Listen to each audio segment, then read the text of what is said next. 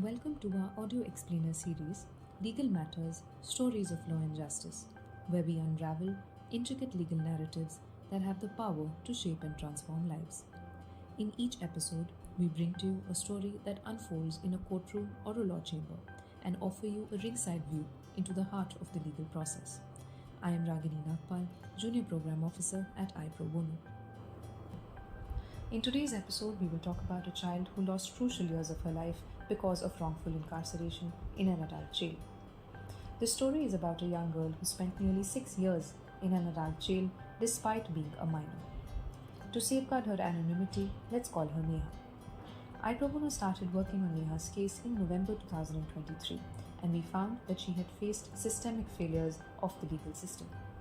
Neha had been placed in an adult prison despite being entitled to protection under the Juvenile Justice Act or the JJ Act. Instead of focusing solely on punishment, this law emphasizes on the efforts to reform the accused minors through education, counseling, and rehabilitation programs. Neha's story is important also because it highlights the challenges faced by under-trial prisoners and the importance of getting proper legal representation. This is particularly crucial in the cases of minors, meaning those who are less than 18 years of age who are locked up in adult jails.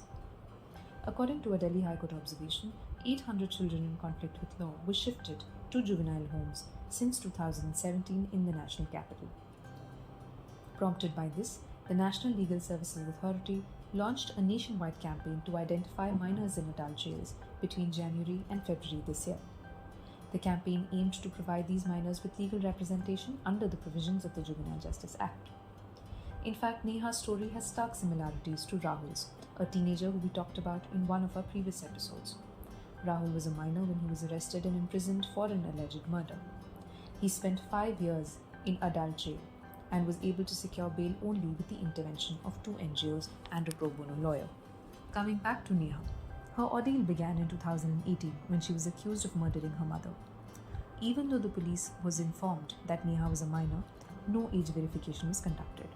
She was arrested and booked under Section 302 of the Indian Penal Code for murder. Her matriculation certificate was presented before the sessions judge during the trial as evidence of her age. Despite this, the judge continued with the trial without verifying her age. As a result, Neha ended up being lodged in an adult jail in Uttar Pradesh for 6 years. Contrary to legal mandates, she was not placed in an observation home during her trial. Citing the Juvenile Justice Act, Indian courts have consistently emphasized that all parties must work to prevent the incarceration of children. For example, the Delhi High Court has stated that jailing of juveniles is a violation of their fundamental rights and runs contrary to the provisions of the Act. Such imprisonment has an adverse psychological impact on children, the court says. Similarly, the Supreme Court has emphasized in various judgments that before pushing any person claiming to be a minor into the criminal justice system, the police, the jail authorities, and the magistrates must do their due diligence. The Juvenile Justice Act further states that it is the responsibility of the juvenile justice boards to visit jails regularly to identify wrongfully incarcerated children. Neha's case exposes a breakdown of such safeguards as none of the state authorities responsible for preventing her incarceration followed the rulebook. Her case is even more egregious because of the long pre-trial detention she faced. Under the Juvenile Justice Act, a minor who is convicted of a serious crime faces a maximum sentence of 3 years. Yet, Neha was held in an adult jail for over twice that time, even before the trial was concluded. This case is also a glaring example of the inadequate legal aid provided to under trials. Neha's legal aid counsel failed to fulfill his basic responsibilities like filing a bail application and offered her no communication beyond the next date of hearing. Neha had no idea about how her case was progressing since there were no meetings with her counsel.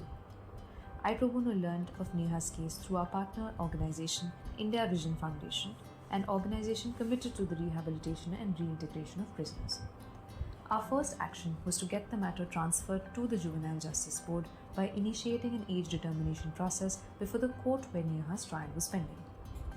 The court recognized that Neha was a minor at the time of the offense, yet she was not moved from adult jail to a place of safety or a state facility for juvenile offenders. This was because the Juvenile Justice Board insisted on carrying out another age inquiry which caused another month of delay, while Neha continued to languish in adult prison. We simultaneously moved an application for bail before the Juvenile Justice Board in December 2023. It took 2 months for Neha to be granted bail. Even then, it came with the condition of furnishing a surety of 50,000 rupees. Our team argued that Neha lacked family support and it would be very difficult for her to arrange for a person to stand as surety for her. We further pressed for immediate release, arguing that her pre-trial detention already exceeded almost twice the maximum sentence for a minor's offence. This ought to have mandated her unconditional release. In response to our application seeking a modification of her bail conditions, the Juvenile Justice Board held on to a statutory requirement that a bail modification application could be filed only after 7 days. Ironically, this strict adherence to procedural requirements was the rare instance where legally mandated timelines were actually followed in Neha's long journey. So Neha spent another week in jail. Finally, she was released in February 2024 on a personal guarantee that she would be present before the Juvenile Justice Board as and when called. Neha now faces the challenge of rebuilding her life. Continuing our support and comprehensive care for children in conflict with law, we have filed a petition in the Allahabad High Court on her behalf seeking compensation. Stories like Neha and Rahul's give us the determination to continue working towards preventing such miscarriages of justice. Thank you for listening to this episode of Legal Matters. Stay tuned to our audio series, Legal Matters, Stories of Law and Justice, as we bring you more such stories from the legal world that make a difference in people's lives.